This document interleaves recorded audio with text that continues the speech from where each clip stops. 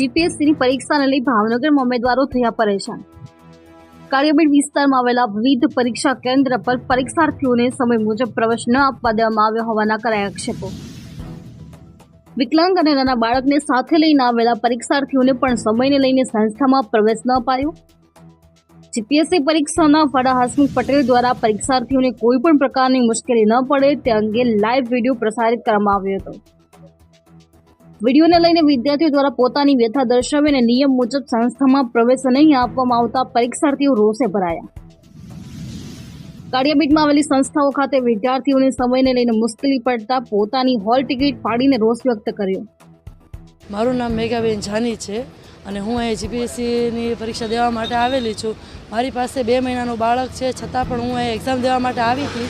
હું 11:31 હું અહીંયા હાજર થઈ ગઈ હતી અને 45 હું ગેટે ગઈ એ પહેલાં મને ના પાડી દેવામાં આવી કે તમને એન્ટ્રી નહીં દેવામાં આવે અને મેં ઘણી રિક્વેસ્ટ કરી છતાં પણ મને અંદર જવા દેવામાં ન આવી। અને હસમુખ પટેલે પણ કીધેલું છે કે 11:44 સુધી અમને દેવામાં આવશે અંદર જવામાં, પણ છતાં પણ એ લોકોએ એન્ટ્રી આપી નથી અમને। મારું એવું કહેવું છે કે આ પરીક્ષા રદ કરી દેવામાં આવે, કેમ કે અમારા લોકોને કોઈને ચાન્સ આવું અમારી સાથે નહીં, ઘણા લોકો સાથે આવી રીતે બની ગયો ત્યારે, એટલે જ્ઞાન મંજરી। મારું નામ ગોયલ ગૌતમ કુમાર છે।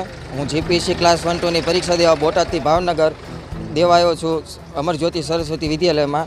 હું સ્કૂલના ટાઈમે 11:30 પહોંચી ગયો અને હું એક હેન્ડીકેપ વિદ્યાર્થી છું, તોય મને સ્કૂલમાં પ્રવેશ દેવામાં આવ્યો નથી। મેં ત્યાં રિક્વેસ્ટ પણ કરેલી, તેમ છતાં મને અંદર પ્રવેશ દેવામાં આવ્યો નથી। અમે રૂલ્સને ફોલો કરવી છીએ અને પોલીસ સ્ટાફે પણ અને સ્કૂલના સ્ટાફે પણ અમારી સાથે વ્યવસ્થિત વર્તન નથી કર્યું। મારું તો કહેવું એમ છે કે ભાઈ વિકલાંગને પહોંચવામાં થોડીક અગવડતા પડે તો તેમને બેસવા દેવા જોઈએ અને ઘણા બધા વિદ્યાર્થીઓને પણ એમની સાથે આવો અન્યાય થયો છે।